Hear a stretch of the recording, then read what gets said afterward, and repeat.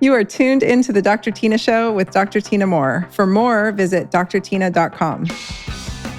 Wade Lightheart, welcome to the Dr. Tina Show. I am so excited to finally get you here. We are going to talk all things magnesium and middle age for the menopausal woman. So thanks for making it. Yeah, it's one of my most passionate topics, and I'm excited to dive into it today. So thanks for having me. So I've been working on a podcast for a couple years now, like kind of a Magnesium 101 for middle-aged women, and I haven't done it yet. So this is it.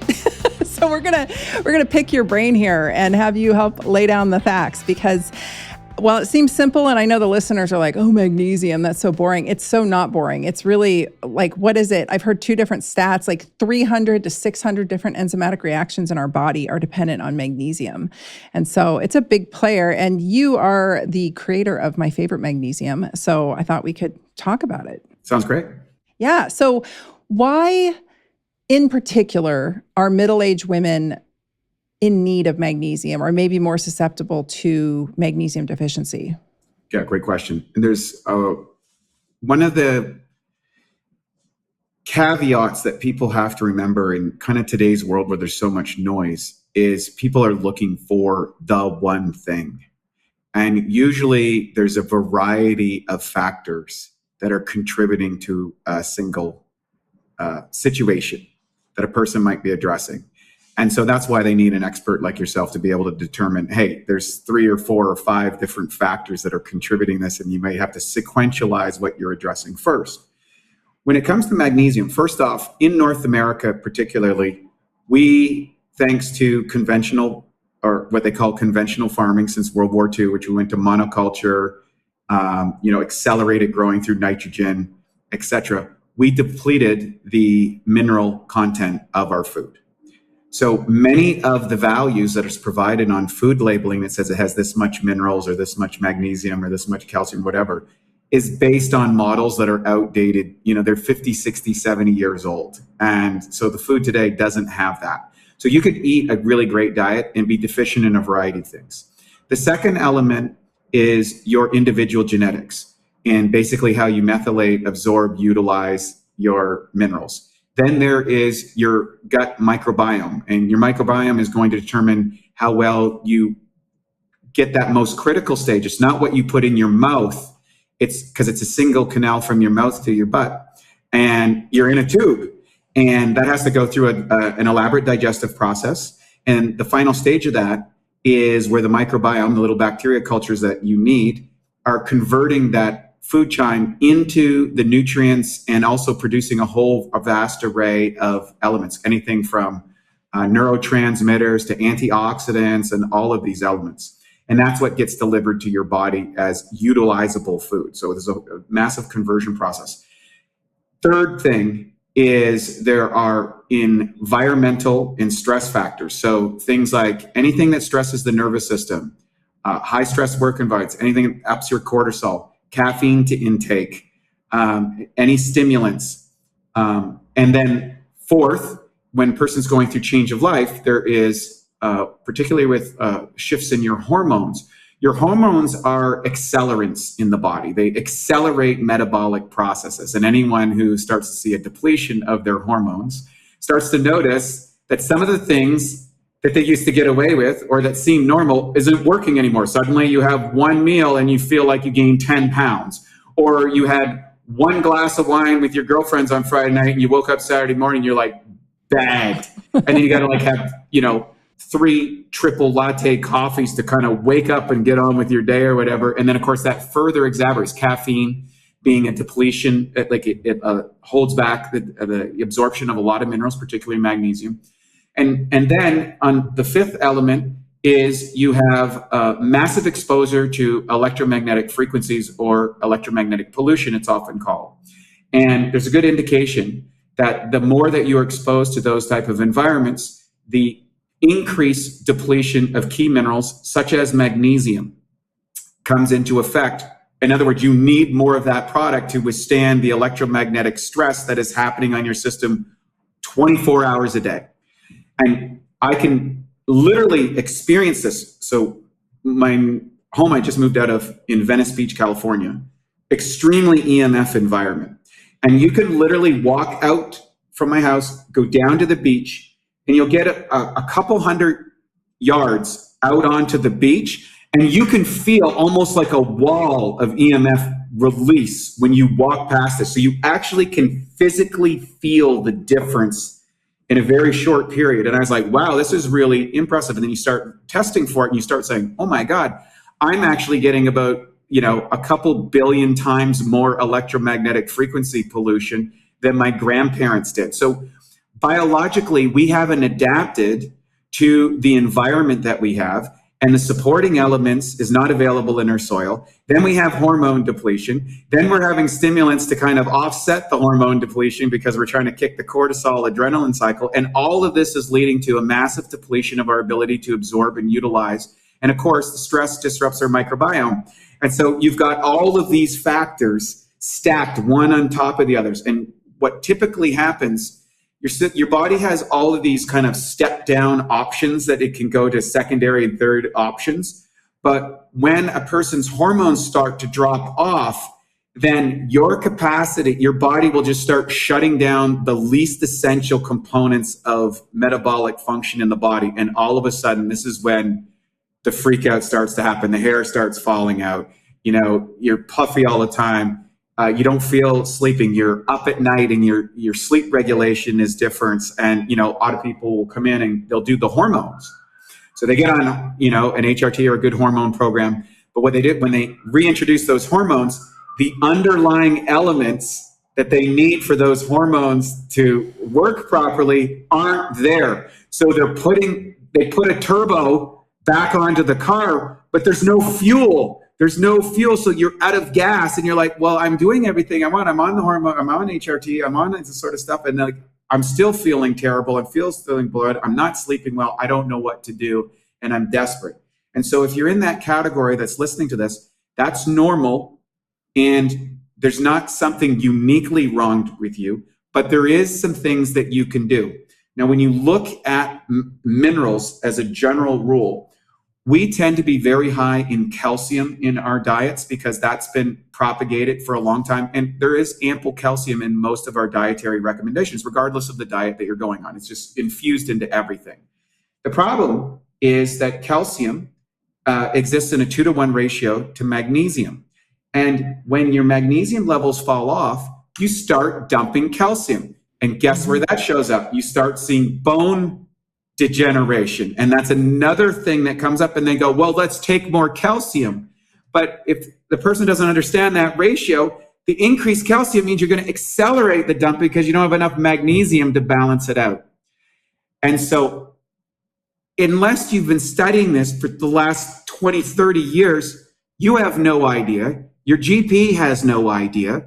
Your girlfriends don't have any idea. And you're left wondering, is there something uniquely wrong with you because you don't have the full spectrum of contributing elements? And so when you go back and you refer to this, it was looked at for many years. It was accepted that magnesium is used in over 300 different enzymatic processes in the body. And just so people know, enzymes are responsible for everything from thinking to blinking. They are accelerants in the body that increase the conversion of one thing to another thing.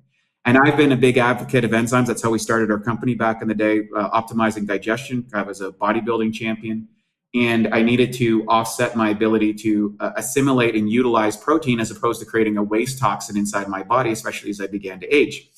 And so that's how we got our teeth cut in BIOptimizers. But later on, when I was in about 7 or 8 years ago, I was in a very stressful period of time in life, and my things weren't working. My brain, I had this brain fog, and my mood regulation was off. I couldn't drink any caffeine. I would get overstimulated and jittery, and I was like, what's going on? And I did an EEG on my brain, which is an electroencephalogram, which tells the electrical activity in my body. And my brain said I had I had a brain of a 70-year-old. And then I did a test with my naturopathic doctor, and it said I didn't have enough magnesium. And I said, what are you talking about? I'm supplementing with magnesium. And so I began to dive into the research on magnesium. And I was like, holy doodle, I didn't realize all of this elements. And so I went into the magnesium market, and there was just all these different magnesiums. right? Magnesium glycinate, orotate, malate, threonate, citrate. The list goes on. And I'm like, which magnesium's right for me? I don't know. So I'm a little bit, coming from the bodybuilding world, we're a little bit crazy in that we do radical experiments and monitor what the results are, both objectively and subjectively. And I think bodybuilders are the original biohackers, by the way. 100%. They did all of the things that's now in anti-aging men. Bodybuilders figured out 50, 60 years ago. 100%. I'll add to that later, but keep going. Yeah. So I looked at this and I was like, okay, so Matt and I, my business partner, we got together and it's like, well, let's just buy every magnesium on the market and start testing. And I always refer to a very obscure book that was written in the 1970s by Dr. Linus Pauling, the 2-time Nobel Prize winner, Dr. Abram Hoffer, one of the greats in the nutrition industry, and Dr. David Hawkins, who is another super genius. And those three gentlemen created what was called orthomolecular psychiatry. And what they were doing is treating advanced states of brain dysfunction with superdosing of nutrients, vitamins and minerals and things like that. And they created a process which it's wild. And most people are familiar with the vitamin C one, which is basically you start taking a dosage of a product and you increase it over time sequentially on a day-by-day basis until you get the runs. And the runs is when you break the GI barrier, means that your body cannot absorb any more of this element. So I said, well, I'm going to figure out which one of these magnesiums is the best. I'm just going to keep taking an increasing dosage and monitor each one each day until I get the runs. And then I'm going to do the next one and the next one and the next one. And so Matt and I did it. It was a terrible, messy experiment, but we learned a lot. And then one day, we got the bright idea, well, what would happen if we combine different magnesiums together? Like, you've heard of B complex or something, right? Or vitamin E blend or different things. Would you get a better result? Well, that became increasing in complex. So we contracted a relationship with the Birch International University in Bosnia. We got like 10 PhDs over there and a whole bunch of master students. And we got all the equipment to look at the microbiome, how it impacts it, how it gets absorbed by the cells, how it gets carried in the blood, things that you couldn't normally test on a lab assay or what a normal supplement company do. And we said, let's build the best magnesium in the world. Well, it turned out at that time, we found that if you combined 7 different types of magnesium in the precise ratios, 2 things happened. 1, you didn't break the GI barrier as soon. Second, you got way more magnesium into the system, so you got a better effect for less of a dosage. And the key element is how much elemental magnesium you are getting into the system. And so different magnesiums, the theory, this has not been proven. The theory around magnesium is when you see, I say magnesium, what the heckalate? The 8 is just the bonding element that stabilizes the magnesium. However, there's evidence to suggest that it has a different molecular weight or like a different size molecule on how that bonding goes and may be easily or less easily absorbed by different parts of the body. And this would give to the variations of why magnesium might be more positive for your nervous system, or one would get into the brain barrier, or one would go into draw water into the intestines. And so they began to kind of pseudo-classify what magnesium seemed to work for different elements. So anyways, long story short, we built the product for ourselves and we said, well, maybe people will like it. And we started selling Magnesium Breakthrough and it became just a runaway smash hit. So many people started trying this product because we had a good reputation. And we said, if you didn't like the product, we'd give you your money back. Just give us the feedback.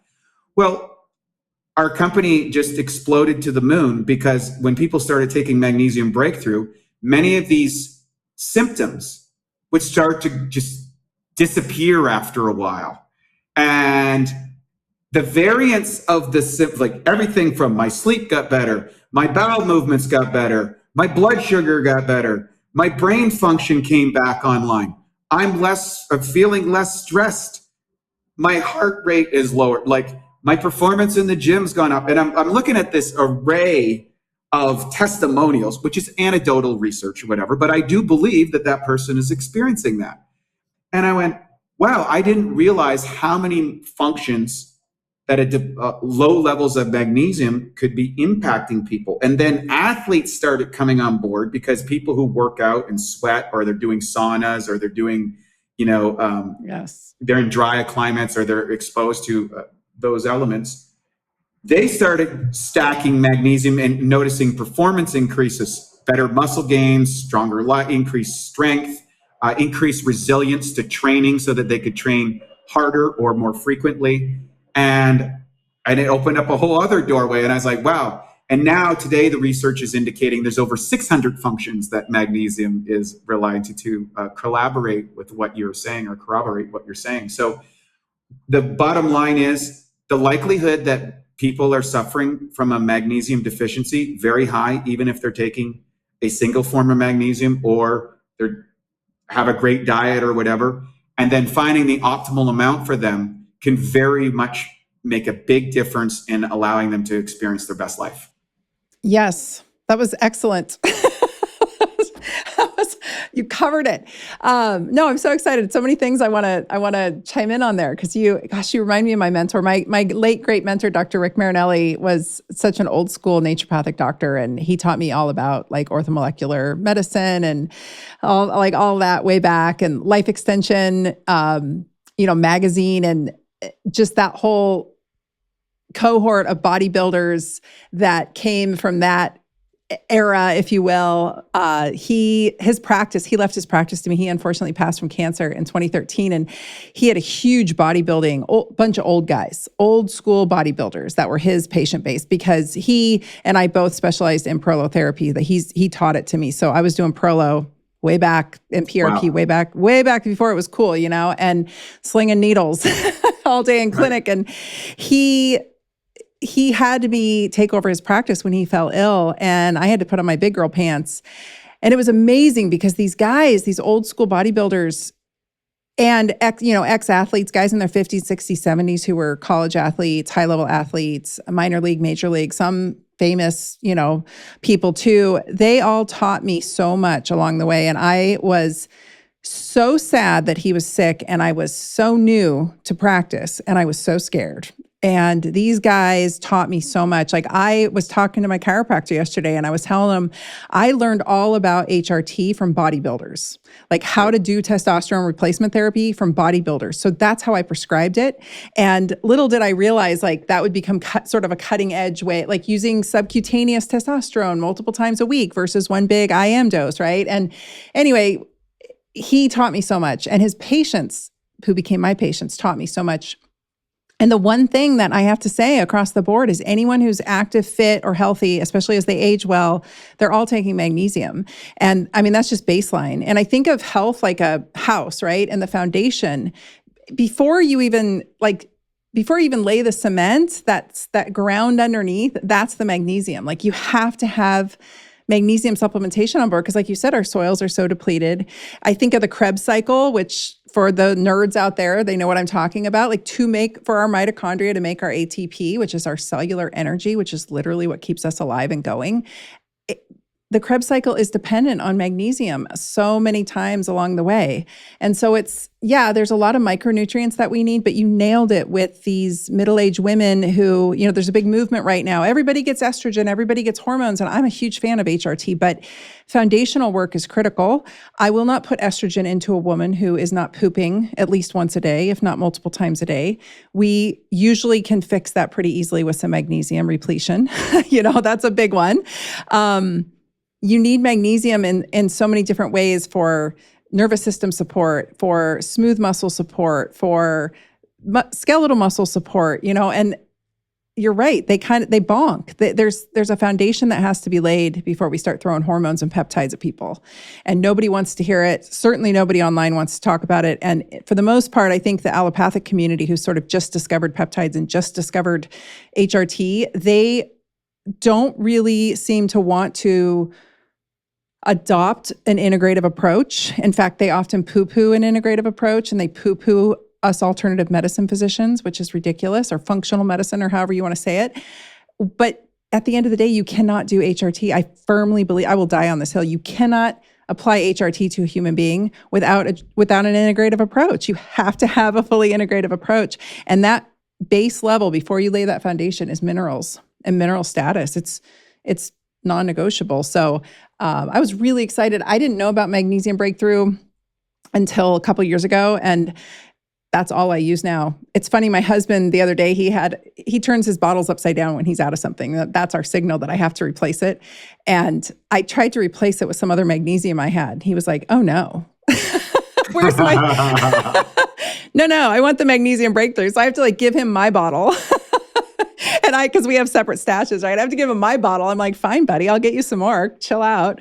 But he's like, no, that's the one. That does it. And it covers the bases in such a nice way. Because you're right. I think the internet got a little crazy there for a minute with magnesium. It was like this form or that form. And it was like a magnesium war happening. And I'm like, dude, we just got to get tissue saturated. You can't really run serum levels and get adequate, levels. You can't really tell if somebody is depleted or not with serum. I mean, if they are depleted on serum, then yeah, they are. But I would assume. And then same thing, Dr. Marinelli, my mentor, taught me the same thing. We go to bowel tolerance.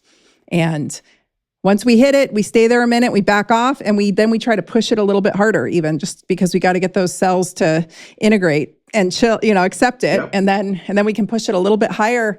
But you start to see so many symptoms fall away when you get magnesium status adequate. So there's my rant. Oh, I love the fact that you've done. It's one of the reasons why we started using ancillary indicating tests because of the problem that you just illustrated on the blood serum levels. And that's why I would look at continuous glucose monitors, deep sleep monitoring, and EEGs on brain function, because magnesium is a key element. Those three secondary elements, you could actually see measured improvements in as you went from, as you would experiment with different products. And so magnesium was a big factor in that, because I'm really into the brain function. Because at the end of the day, when you feel that depletion of hormones and the depletion of essential minerals and stuff like that, I always look at it this way. People are in a war. Okay, why is the hormones depleting in the first place? Why do we drop off of that in the first place? There's not enough resources to keep running at the same pace. And that's a good point. That's why keeping the resources high, then you can balance out your hormones and keep going at the rate that you want, and really extending the quality and functionality of your life over time. And so I'm so in the camp of what you've just illustrated, of understanding that foundational elements, and that just throwing hormones on top of it doesn't fix things if you don't have the underlying foundational elements. And if you do have that, you get so much more out of your hormone therapy. It just works way better. And I think there is a small group of people such as yourself that are on the bleeding edge, that get it and understand it and are advocating. So there's a window starting to open about a much more sophisticated approach that yields better results. So I'm so happy to hear that you're doing that. Again, it goes back to the old bodybuilders back in the day. They were working all this. You ever read Vince Gironda's stuff, who was a famous trainer in the 1930s, 40s, and 50s in Hollywood? His stuff is so advanced. When he was doing glandulars and hormones, and he was doing fasting and alkalizing, and then he was the first guy in the ketogenic diet, and then cycling that out. And he was like, I'm looking at this guy, I'm like, how did he know all this stuff? And we have to realize that a lot of the education that came into the medical industry got changed significantly, and many of the old methodologies that had been established in the past were kind of washed away into the new pharmaceutical model. You got a problem, we're just going to give you a drug. And another element to that, just to add a little bit more fuel to the fire, if you've been on prescription medications, particularly the ones that deal with cognitive issues, almost all of them deplete magnesium. Oh yeah, that's a huge point. So many Yeah. medications deplete magnesium. So many Yeah. pharmaceuticals deplete and stress. So you couple that, you think of a middle-aged woman. Who's the most stressed out age cohort on the planet? It's probably a middle-aged woman. I mean, we tend to be a stressed crew. And I don't know, it's because we're going into middle age completely depleted, which is very possible. Or if we are just dealing with a lot of, the estrogen leaves the body and you kind of stop tolerating so much nonsense. Welcome. Yeah. All of a sudden, the male perspective on life starts to make sense. Like, I'm not dealing with that crap. I was watching, there's a show called Four Seasons that Tina Fey produces. And in one episode, they said something about joy. And she's like, I don't know any women over 50 who experience joy anymore. Mm-hmm. And I was like, there is some sad, half truth to that. Because you just stop being so, you just stop, just kind of being the heel on everything. And you're just like, F that. But anyway, what was I going to say? Oh, I'm a chiropractor too. So I come from this background of like minerals, nutrients, all of those are really critical when it comes to balancing the nervous system, which is in chiropractic medicine, you want to know someone, you want to talk to someone who really understands neurophysiology, talk to a chiropractor. Like people don't realize that. They think we just rack and crack, but I would put a neurophysiologist up against some of my smarter chiropractor buddies any day and let them go head to head because we have a tremendous amount of education in that field. And minerals are always a piece of this, and magnesium being a huge one. Something I do, and I was kind of taught this was more for calcium, but I found it to be true for magnesium. If I grab somebody's calf and squeeze it with two hands and they jump, they need magnesium. I mean, it's as simple as that. And I also start to see tension in different areas that look a little bit hypothyroid. Like there's usually tension around the bra strap. There's tension in the calves. There's plantar fasciosis. And I know that can be hormones too. And I know it can be thyroid too, but there's often a big component of magnesium in there. You bring up such a great topic. My first line of advice in my health is my chiropractor. I call him the wizard, and it's exactly what you're suggesting.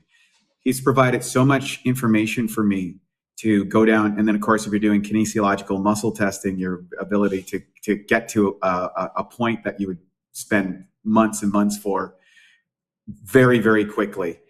And it just shows up in the tissues and it shows up in the bone very quickly. And someone, when they get to know your body, not only do they get you lined up and get everything functioning ready, but they see in real time those quick changes and get indications that you can't always get from traditional style testing. And so I have a course that I give away for free called the Awesome Health Course. It's my philosophy on how to make your cells work properly. And one of the lessons is you got to get yourself a wizard. You need a chiropractor wizard in your life to help you resolve so many of these complex issues in very short term and to keep that frame in top order, because any dysregulation in that creates an extra stress on the body where you're burning resources. You just become so inefficient from not having that nice nerve flow through the system. And of course, if you cut off nerve flow, this is where you stop getting the juice to particular organs, and then that organ becomes now more susceptible to disease or dysfunction or decay. And it's so huge. And when you get a great chiropractor, they're worth their weight in gold. They really are. They're so underappreciated and way too often associated with quackery. And I'm like, okay, well, they don't know what they're missing. Something else too that I think about with magnesium, just a little side story. I had a naturopathic colleague who was raising cattle, and he was selling us, I can't even believe the price of cattle back then. Gosh, this was 20 years ago. He would sell me a quarter of a cow for, I don't know, $500. The last offer I got on a quarter of a cow was like $2,000, $3,000 recently. So gosh, the price of beef has really gone up, but $500. And I remember one year it was so soft. It was all grass-fed, grass-finished, but it was so soft. And I was like, I don't know, what'd you do to the meat? Like it wouldn't hold, it wasn't holding, it didn't have the right texture. And he said he over magnesiumed his cows. He fed his cattle too much magnesium in the feed. He added magnesium and it really softened up the muscle tissue that we were obviously consuming. But he also said his cows were super chill, though. Right. Just out there munching grass in Eastern Oregon in the sun, loving life, getting extra magnesium in their feed, and they were super chill, and the meat was really soft. But I can feel it in people's tissues. I can feel when people are gristly and taut, and definitely hormones play a picture in that too. But something in my practice that was really unique was I was putting my hands on everyone and I was running labs on everyone. So I could see and feel both in real time. I was able to put 2 and 2 together and see, oh, these labs correlate with what this feels like. And I started finding a lot of patterns in people. So now I can just as woo-woo as it sounds, I can literally hug somebody. I can look at someone and tell you what's up, but I can hug them and be like, oh, this is going on. Because it's the wizardry of I don't know, maybe it's the chiropractic wizardry, but. It is. Well, it's pattern recognition and actually putting your hands on the body and getting that neurological awareness we underestimate how many different internal systems of observation that we don't pay attention to. And someone who's manipulating and seeing so many people so often and being able to correlate it with those patterns, it's kind of like a great mechanic. You pull the car up and they say, I hear that sound, you need to change that, because it's an associative elements that they've seen that movie so many times. They know exactly what the problem is just through pattern recognition. Yeah, for sure. And it's feedback too. There's like a dance that we do with our patients when we put our hands on them a lot. I can't even imagine a world where everything's telemedicine. I think that is so bizarre. Me being able to put my hands on somebody gives me 100 times more information. Seeing them in person, seeing the color of their skin, the integrity of their tissues is huge. Like me feeling the turgor of their muscle tissue, their fat, their fascia, like it gives me so much information. And anyway, oftentimes it comes back to them needing some minerals. And I'm not a huge fan of, in fact, I've never prescribed calcium in my entire career ever. And I've never prescribed calcium for bone loss. I prescribe magnesium, vitamin D, sunlight preferably, and strength training. If somebody comes in and they're osteoporotic or osteopenic, it's like, I'm not cranking them full of calcium for the exact reason you described. And the fact that if they don't have enough K2, it's like laying down in the wrong places and it goes to their pipes, not their bones, or it forms bone spurs. That's another thing. Bone spurs to me are a clear indication for magnesium. The calcium's precipitating out of the bone and it's going into the musculotendinous junction. And that to me is a mineral issue at the end of the day. So I don't have any data to support that, but I have taken care of a lot of bone spurs. I mean, sometimes I have to actually go in with a needle and do some work on it, but I do that in concert with mineral repletion, particularly magnesium. So it reminds me when I was going through my radical magnesium experience, and I've done a lot of radical ones, I can tell you. I did intravenous magnesium. And what's interesting, when you do that, you start getting hot spots in the body or in the brain where the magnesium is balancing out the calcium, and then it starts to heat up because it's like dissolving the calcium. So the way our bodies work, like how you have elbow joints and knee joints and things like that, is that tension on the tendons and tissue where they connect creates a calcification, which is the natural development of the bones on those particular elements. Unfortunately, when you get injuries or you get calcification of tense muscles because of improper balance or in your muscles or incorrect posture and stuff, you start laying in those calcium bonds on the tissues, and that's what gets that tightness. And magnesium is a way to also alleviate, to get that nice loose. And ideally, if you take a cat who is very explosive, you can take a cat's muscles and you can just pinch right through it, and it's so soft and taut, but yet when it contracts, it's like a steel cable. That's like what real healthy muscle should look like. And very, very few people actually have that level of muscle tissue unless they put a tremendous amount of effort into it. It's true. Most people feel like crunchy gristle, including myself. So no matter how much magnesium I take, I still ended up a little gristly. But yeah, some people are just gristly, and I can tell they're depleted. They've been depleted a long time. I used to do IM magnesium, so intramuscular. I've done trigger points with magnesium. I have done ligamentous and tendinous adjacent injections with some really just really, really low dose magnesium, but magnesium is amazing. It's amazing. I have abated migraines like that with a magnesium push. So that's an IV for the listeners. It's an IV that you actually administer, not terribly quickly, but it's not a drip. It's in a big syringe, and you can abate that with some B6. You can really abate a migraine. My mentor, Dr. Marinelli, he had a trick up his sleeve. When someone would come in with neurologic issues, musculoskeletal issues that were just like so intense that it was going to be a long time to peel that onion back before we could even do much for them. He had an old trick of intramuscular B12, B6, and magnesium, and they would come in for a series of those, and we would get some really profound changes in their nervous system and in their musculoskeletal system. And then all of a sudden we could kind of see the picture for what it was and get to work. So I'm a big fan. I wanted to share something about Linus Pauling. That's so funny you mentioned him. So on my second date with my now husband, he was just this like hick from the sticks. He's an electrician and a millwright, but he lived out in the, he's a country bumpkin. He grew up out in the country, like an hour and a half away from where I grew up. And I just always thought the kids out there were just hicks, and he thought we were just dumb suburban girls. And anyway, he turns out he's such a smart farmer. He's just such a smart dude. But on our second date, he said, I was just going off about something in my weird neurodivergent, nerdy way. And he looked at me and he goes, "You remind me of Linus Pauling." And I was like, "Oh, I have to marry him."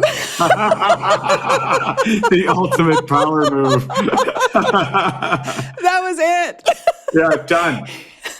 And then I took him to a coffee shop near my apartment in St. John's, Portland, and there was all these vintage books on the shelves, and he turned around, and I kid you not, there was a Linus Pauling textbook with some of his notes in it, because Linus Pauling was an Oregonian, and he lived, nearby where we were. And I was like, oh my gosh, this is it. I have to marry this guy. Like, that's...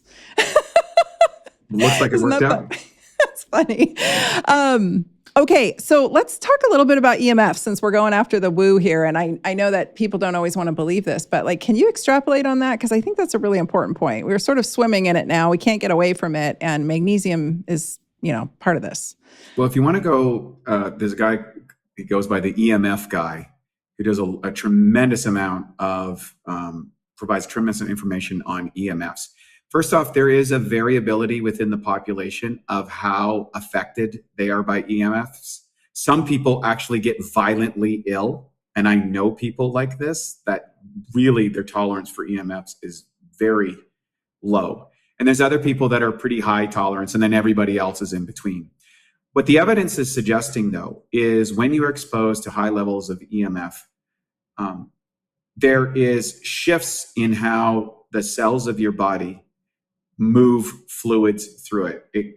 The frequencies can sometimes disrupt what's called aquaporins. Aquaporins are these little elements that everything flows through to get inside the cell or to get out of the cell.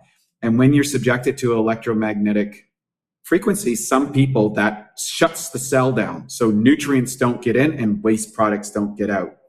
Magnesium is one of the, I always call it the miracle mineral, is one of the, if you think about it as an easy term, it's the relaxation molecule. Yes. In other words, if I contract my biceps, my triceps has to relax. The antagonist muscle retracts, and that's directly correlated to magnesium. If I'm cramping or I'm depleted of magnesium, and bodybuilders found this out because they dehydrate themselves for stages, and then they go up and flex their muscles and they cramp because their magnesium levels were so depleted, that muscle would cramp, it couldn't relax. And then you get a contraction. Same thing as vasoconstriction. When you talked about the blood flow, magnesium is a vasodilator. It opens up the blood flow, and oftentimes migraines are at that contraction. So that actually happens right at the cellular level. You look at calcium, magnesium, potassium, and sodium are your four big minerals that are involved in that process. And when you don't have sufficient amounts of magnesiums, your resilience to EMFs goes down because of the pressure at the cellular level. And so when people, the EMF guy he's oftentimes dealing with the most extreme cases of people who just can't tolerate EMFs.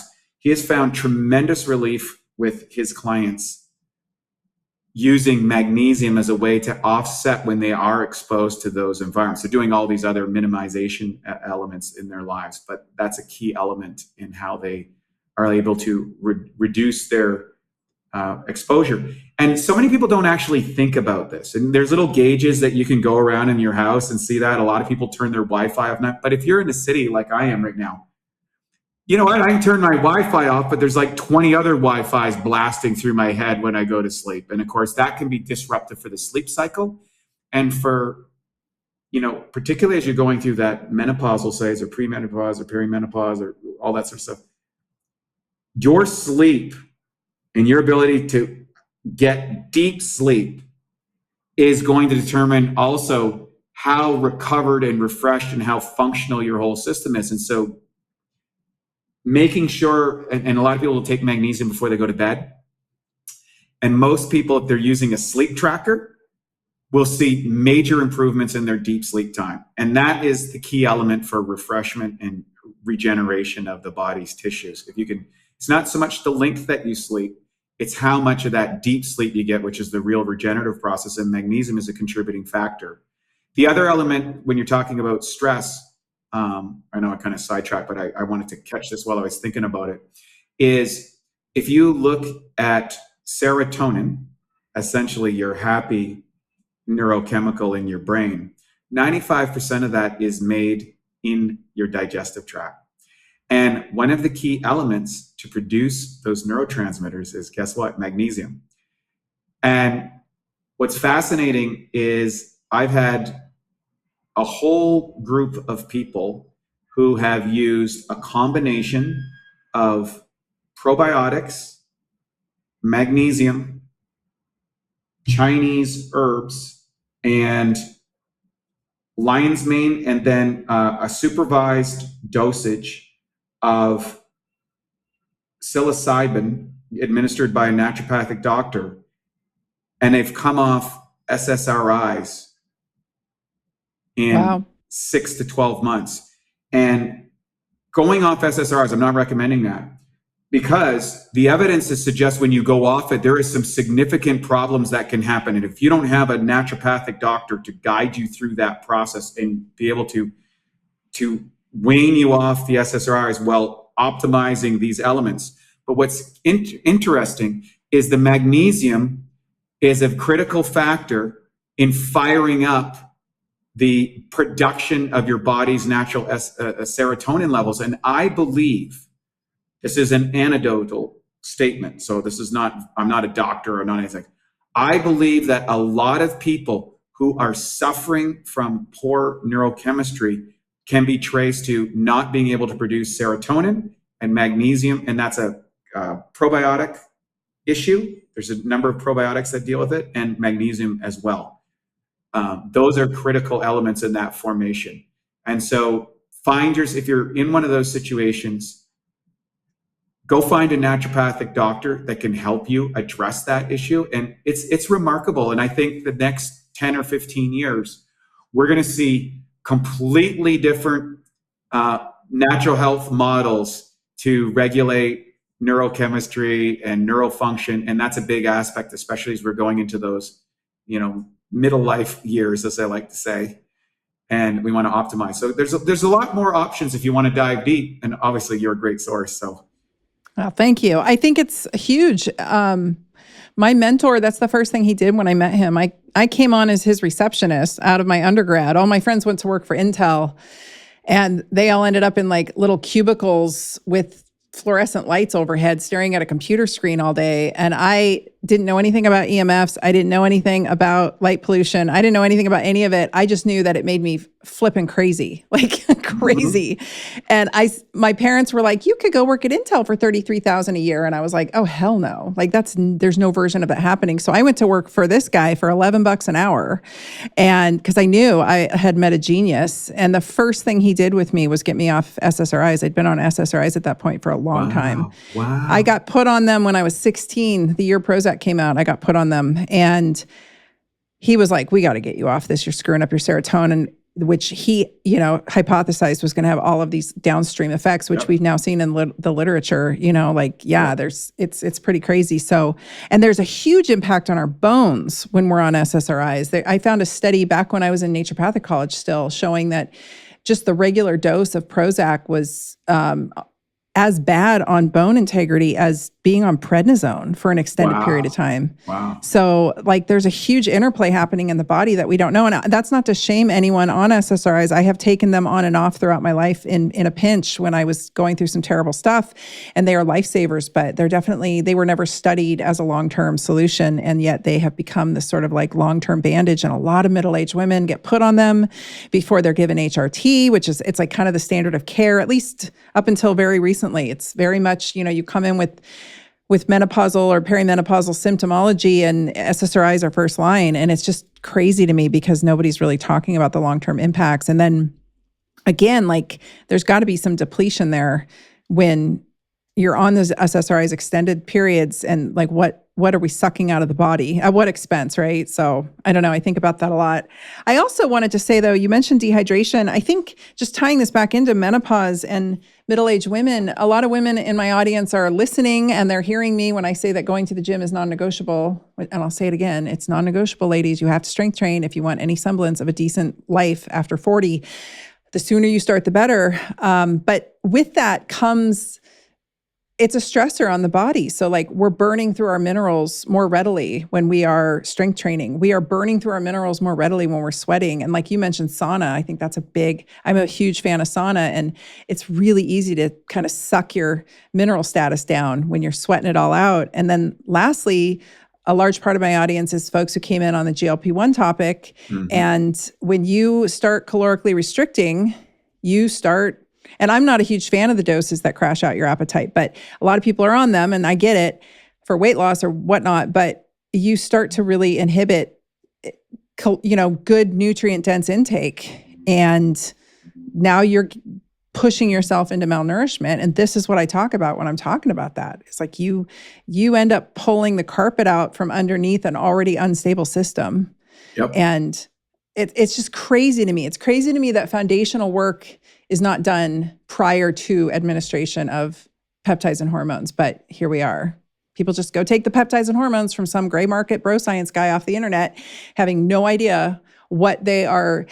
In all cases, it is my strong opinion that in all cases, when you start adding HRT and peptides, like you said, accelerant, I think was the word you used. What did you say? Yeah. Did you call it? You're pushing reactions. You're pushing biochemical reactions. And if you don't have the cofactors in there, like MOTC is a popular peptide right now in the, for mitochondrial support. I took MOTC for, 4 or 5 days, and then I hit the wall. And I mean, hit the wall, couldn't get off the couch. I hear this a lot with a lot of these peptides, and it's because you're going in without the necessary cofactors, or maybe your stress is too high. And so you're going through mineral depletion whilst not having adequate amounts of it in the first place. And then you're applying something to the body or injecting something into the body, asking it to rev harder. You're asking that engine to go harder. And these women are bonking out, and they're in my DMs and my emails, what do I do? I'm like, find a frickin' doctor who knows what they're doing. First of all, stop getting your stuff from gray market dudes off the internet. And there's a lot of women preying on these women too. And then secondarily, you have to build the foundation before you can apply anything fancy to it. I really believe that. Yeah, you're just preaching to the choir, because that's my rant. I've seen so many nightmares. When you get exposed to the bodybuilding community, you see that single cause mentality that starts, and then they start to scale. And one of my favorite philosophers in the world is a guy by the name of Thomas Sowell. And he made a statement, I think, that is really powerful. And he said, there's no solutions in life, there's trade-offs. And what happens in marketing is people will get on there and they'll play to whatever your pain is or your ambition, and they'll provide the one thing that's going to solve that particular element. And the reality is, as Thomas said, there's no solutions in life, just trade-offs. So if I take hormones, what's the trade-off? Yes, I get the boost. Here's my depletion. Okay, if I take if I do this particular diet, I get the advantage of that diet, but there is also some liabilities that come to that diet that I might have to, change my supplementation program if I move from a plant-based diet to a ketogenic diet. I get all these benefits out of the gate and people are all excited. And then I go, oh, well, and after 12 months, it's like, oh, now I created a whole new set of depletions that I wasn't aware of. And so these are the trade-offs. And that's where people such as yourself that understand the trade-offs and the variances that are out there in the world, that's to say, okay, we're going to do this. Before we do that, we need to do this and this, because if I add that on, there's going to be a trade-off that I've got to address prematurely. And that's just a level of sophisticated thinking that, frankly, unless you've studied this field for 10, 20, 30, 40 years, you don't have the ability to make those kind of conclusions and understandings. You just don't have it. And so you could be well-meaning, you could be well-motivated, you could have that. You just don't know. And so there's a lot of people that are charlatans. There's other people that just don't really know, but act as if they do. And that's where, unfortunately, people get themselves into trouble. And then that's where the criticisms of the medical establishment comes in. And those criticisms are warranted, but they're not the whole picture. So wisdom is the best medicine, but wisdom is acquired through trial and error and experience. And there's just no way around that. And so that's why you've got to have that quarterback on your team that allows you to bring in the right facilities, the right products, the right elements, that understands the whole picture so that you make competent, cost-effective decisions moving forward. I couldn't make the decisions I had if I didn't have that team. Neither can the listener. And so that's if there's anything to message, that's one of the most important factors. You mentioned cost, and I think that's a huge part of it too. And these are not expensive foundational tools. Your products actually are really well priced. That's one of the things I gotta give you a lot of props on. They're well formulated, they work, and they're really well priced. And I've always appreciated that about, like, every single time I look something up that you guys have sent me, I'm like, wow, this is really well priced for what you're getting. So it, like, really high end, really good quality ingredients, and then really good price point.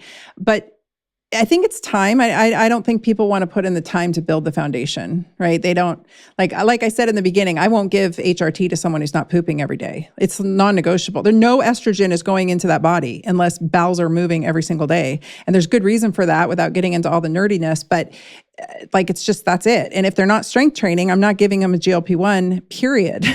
If they're, in my case, when I took the MOT-C and I bonked, it was because I was right in the middle of packing and moving, and my stress was super high, and I had sort of underappreciated that. I had underappreciated, when you get into your 50s, like, your tolerance bands are just much shorter than your brain remembers or thinks they are.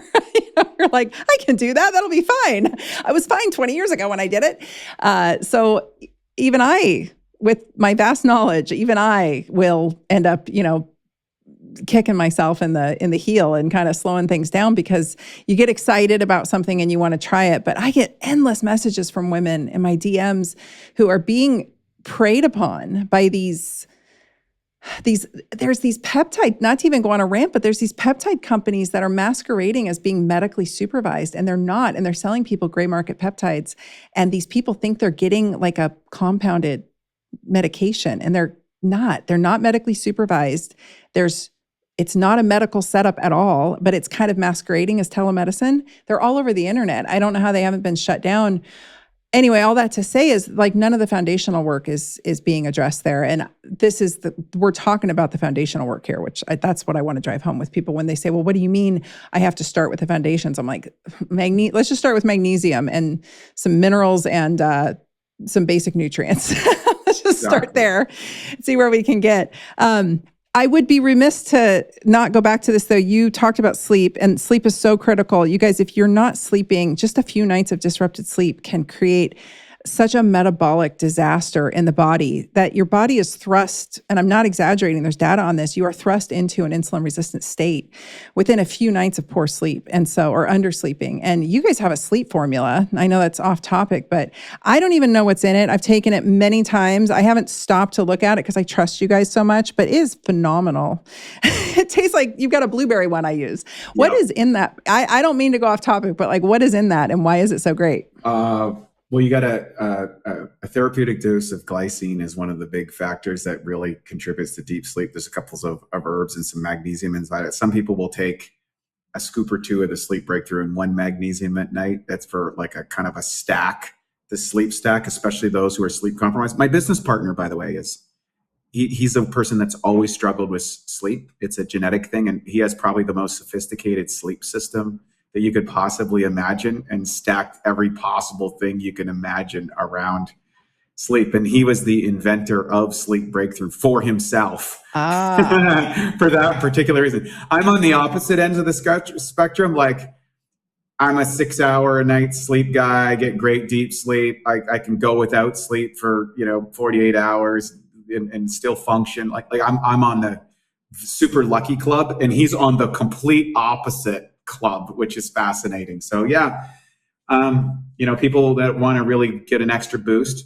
most people will see 20-minute to 40-minute boost on their deep sleep score on sleep breakthrough, which is a lot, because if you get an hour and a half, that's really good.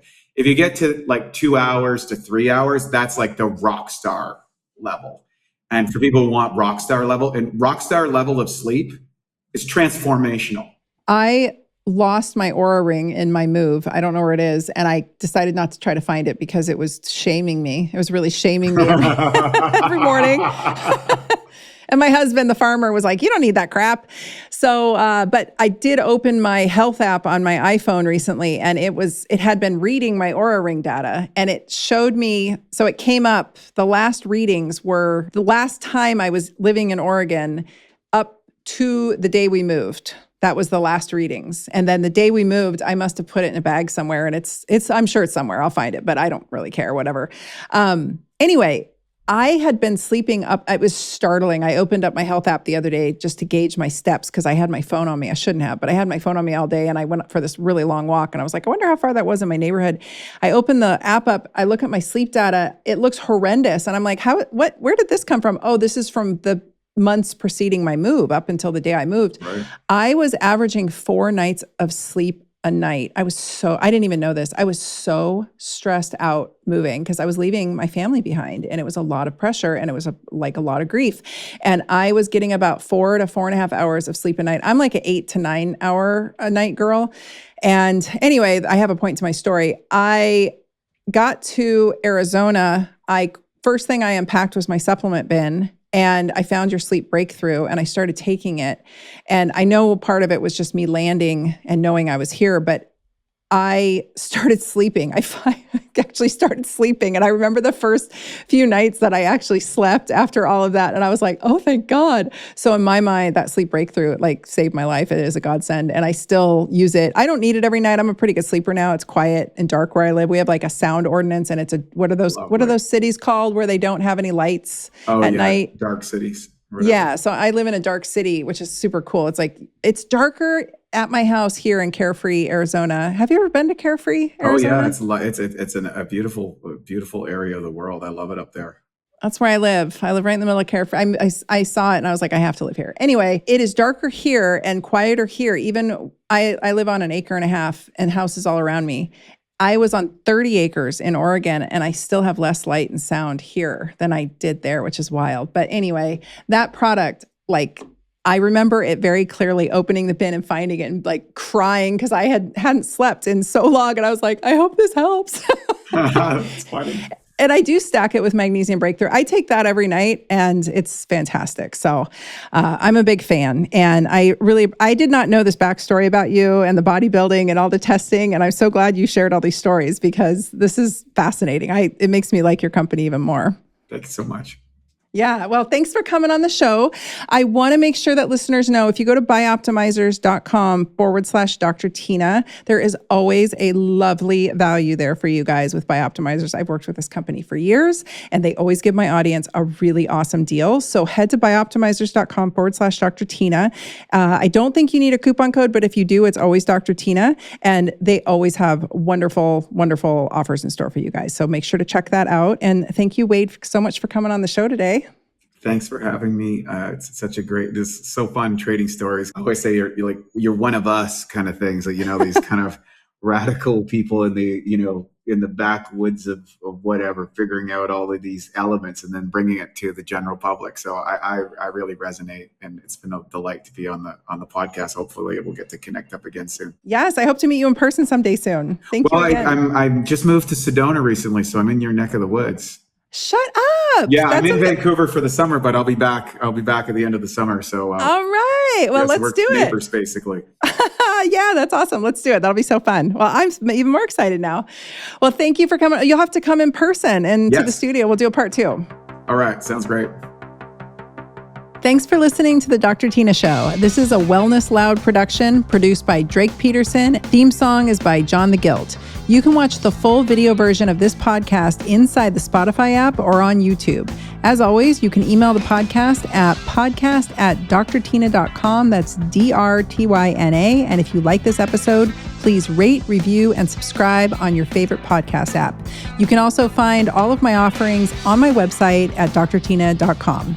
For more shows by my team, go to wellnessloud.com. See you next time, and thanks for listening. This podcast is for general informational purposes only. It does not constitute the practices of medicine, nursing, or other professional healthcare services, including the giving of medical advice. I am a doctor, but I am not your doctor. No doctor-patient relationship is formed. The use of this information and the materials linked to this podcast is at the user's own risk. The content on this podcast is intended not to be a substitute for professional medical advice, diagnosis, or treatment. Users should not disregard or delay in obtaining medical advice from any medical condition they have, and they should seek the assistance of their healthcare professionals for any such conditions.